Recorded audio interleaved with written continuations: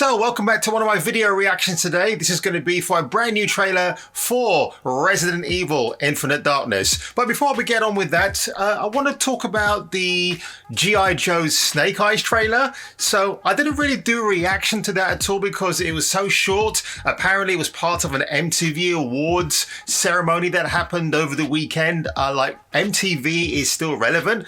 I remember the last MTV thing that I saw was Tom Cruise winning it for a Mission Impossible film, and that was pretty much it. So yeah, I had no idea about it, and yeah, it was a very short trailer, like a minute long, and then they had a featurette tagged on at the back end of it, and it was good. I think my prediction would be is that this could be Henry Golding's audition to be the next 007. So that's my little far-fetched theory. It's not bad. I'm not really that familiar with the G.I. Joe universe, like the Hasbro. It's Hasbro, isn't it? I think it is. But if I'm wrong, somebody will tell me below. So that's all. That's what we're here for. But yeah, it looked good. The poster was interesting. It kind of reminds me of the Thor poster, actually. The very first Thor, where he's got Chris Hemsworth's sexy back looking at you, and then he's kind of doing the the whole like, hey, how you doing? So that's what I kind of got the gist of with Henry Golding and his rendition of Snake Eyes.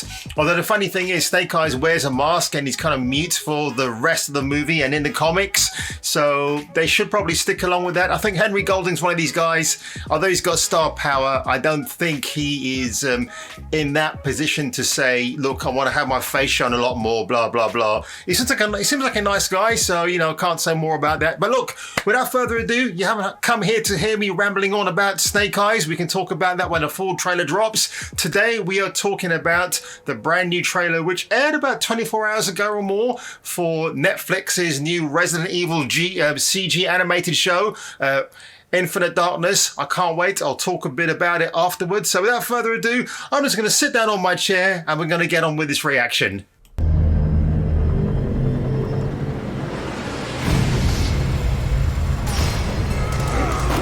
He's still alive. You want to talk about it? Capcom's on the roll. Every night I have the same nightmare. That day, that was hell. Kind of reminds me of Battlefield. Remember people screaming. What's going on? They get bit and then they turn. You watch it spread. And spread. Oh, damn. It's terrifying. Leon? It's gotta be another outbreak. I gotta go. Don't do anything stupid. Raccoon City was the beginning. We can't let what happened stay buried. But if we went public with this, we could expose a conspiracy. I can't get anyone to go on record about an outbreak. Sorry, I don't know what to tell you. Claire being ignored as usual. Wow. We need to show the world that we are a strong nation, capable of protecting the interests of the free world. We must be the source of hope to those who seek freedom. Oh, who's this? We cannot allow anyone to interfere with peace and prosperity. What are you here for? That's classified. You know where the root of terror comes from? It starts with fear.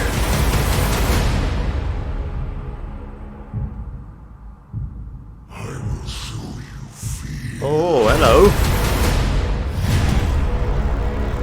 Wow. Oh, July the 8th. Oh, that is awesome. That is awesome. Wow, cannot wait.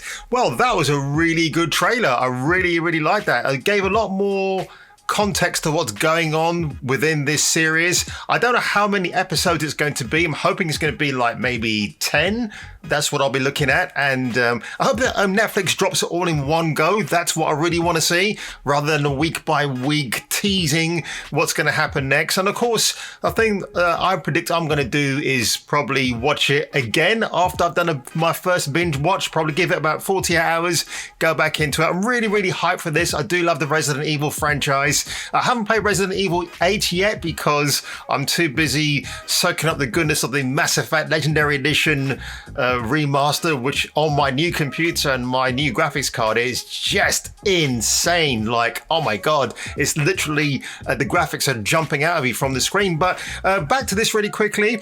The funny thing that makes me laugh about Claire Redfield and Chris, her big brother, is I think the only time we've ever seen them together might have been the Nintendo game, the Wii game. Is it Umbrella Chronicles? I think I might be right in saying that. That's the only time we see those two together. But other than that, I've never seen this brother and sister of the Redfields together in a scene, or having a bit of a brother-sister catch-up. It's really, really strange. I guess because Chris is such a big, imposing dude, that's probably why Claire's never had a boyfriend, because he scares them off. So who knows? Although, mind you, if I was dating Claire Redfield, I'm probably more interested in Chris. But that's another video for another time. But I really do like the where we're going here. I think I'm not sure if I'm right, but seeing Claire in this job, I think she's like a medical, not medical, like she's a disease. She's kind of like that equivalent of the not CCD, but the environment for clinical, I'm trying to think of the word now, disasters, like the pandemic we're living in. She's kind of like a virologist. That's what I'm thinking of. I think she's kind of one of those in that capacity. I've got to look up what her job occupation is in this universe. But this kind of reminds me of Degeneration, the first CGI Resident Evil film from quite a few years ago. I think 2008, 2009. I might get that wrong. But this kind of looks like she's it's in that timeline. But one thing that I've loved with Claire here, what they've done, which I'm just going to go through bit by bit, like the attention to detail just in the characters are just really, really awesome. Raccoon City was the beginning. Like if you look here, I don't know if I'm going to get a good free. Yeah, you can see like the hair on her forearm, which is just nuts, and the texture in her jacket, just insane. And something I never thought we'd see with Claire as well, which we'll come to in a second. I like Claire with the glasses. Like, okay, wow, just never saw that one coming. And of course, she's got green eyes. Never knew that before. So if we just progress a little bit forward, because there's another character that popped up here, and I was like, yeah, this person here, is this Ada Wong? Hope to those who seek freedom. Let's just go back a second. I know Ada Wong has been in the second Resident Evil film, which is Damnation, but I don't know if this is like they've just kind of redesigned her, because I'm sure we see her running with Chris at the end. So I'm not sure. Maybe it's a new character. Someone below can tell me who this actually is, but I like it. Just really, really cool. I like again, kind of a bit of an anime look to her face. I really, really do like that. It's just awesome. And yeah, Resident Evil Infinite Darkness, July the 8th. I mean, great. July tends to be a bit of a quiet month anyway in terms of what's on TV. I think film-wise will be interesting because we're going to get a slew of big movies being released finally on the cinema, unless, of course, this new Indian variant kind of sabotages all of that. But I don't think it's going to somehow. I think we're just going to carry on with our lives as normal. A lot of us want to get back to normal. I know I certainly do.